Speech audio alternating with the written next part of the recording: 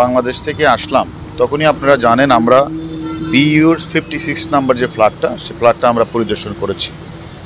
পরিদর্শন করেই কিন্তু আমরা সিআইডি পুলিশকে আমরা রিকোয়েস্ট করেছিলাম যে এই বিল্ডিংয়ের কারা প্লাম্বারের কাজ করে এবং কারা এই বিল্ডিংয়ের কাজটা করেছে, কারণ আমাদের একটু এখানকার সোয়ারেজ লাইন এবং সেফটি ট্যাঙ্কটা একটু দেখার দরকার আছে।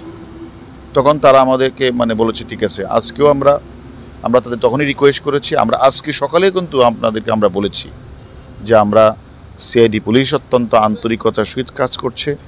যেই জায়গাগুলিতে আমরা অপরাধীর কাছে তথ্য প্রমাণ পেয়েছি, যে সকল অপরাধী মূল ঘাতক আমাদের কাছে আছে বাংলাদেশে, আমাদের যে তথ্যগুলি সেই তথ্য অনুসারে আমরা এখানে এসে সিআইডিগুলিকে সব জায়গায় আমরা পরিদর্শন করেছি এবং আমরা সেখানে পিওগুলি ভিজিট করেছি।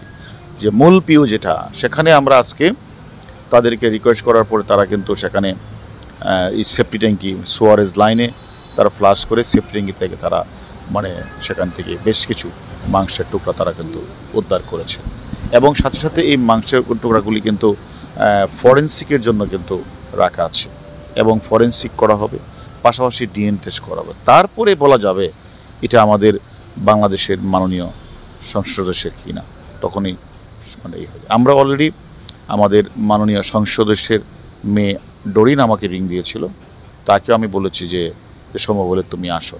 সেও হয়তো অত অল্প কয়েকদিনের মধ্যেই সে চলে আসবে।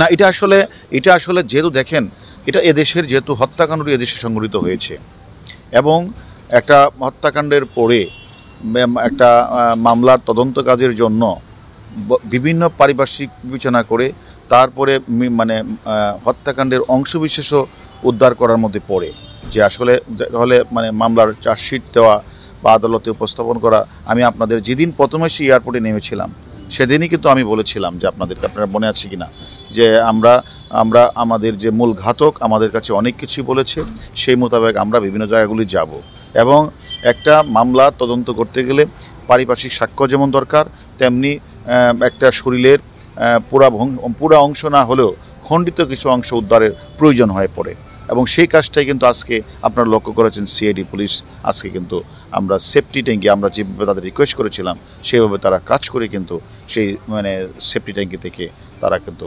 মাংসগুলি উদ্ধার করেছে এবং প্রিজার্ভ করেছে এবং এগুলি আমরা তোমাদের সাথে কথা বলবো। এটা ফরেনসিক, এখানে অবশ্য ফরেনসিকটা আগেভাগে হয়ে যায়, বাংলাদেশে একটু দেরি হলো, এই কলকাতা তো ফরেনসিক আগেভাগে হয়, তারা ফরেনসিক করবে। তারপরে মৃত যে আমাদের এমপি আনার সাহেবের তার ভাই আছে, তার মেয়েরা আছে, তাদেরকে এনেও ইচ্ছা করলে ডিএনএ করে তারপরে কনফার্ম হওয়া যাবে এটি আসলে এই মাংসটি কার। স্যার, সিআইডি যেটা তথ্য মতে আমরা জানতে পেরেছি কিছু মাংসের টুকরোর সাথে চুলেরও অংশ পাওয়া গেছে।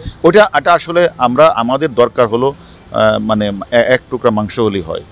আমরা অনেক পরিমাণে আছে, অসুবিধা নেই। আগে ফরেনসিকটা হোক, তারপরে ডিএনএ টেস্টটা হোক, তারপরে আমরা আপনাদের কাছে পুরোপুরি বলতে পারবো যে এখন অ্যাকচুয়ালি কার দেহের এখানে মাংস। আগামীকাল থেকে তো অফিসিয়ালভাবে কাজকর্ম হবে আপনাদের। আগামীকাল থেকে খালের যে উদ্ধার এগুলো কি চলতে থাকবে স্যার? হ্যাঁ, ওটা তো চলবে।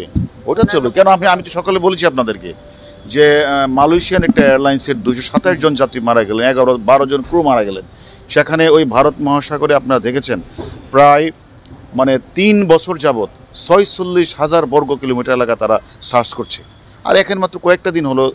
আমি সকালে বলেছি নিরাশ হবেন না, নিরাশ তো হন নাই।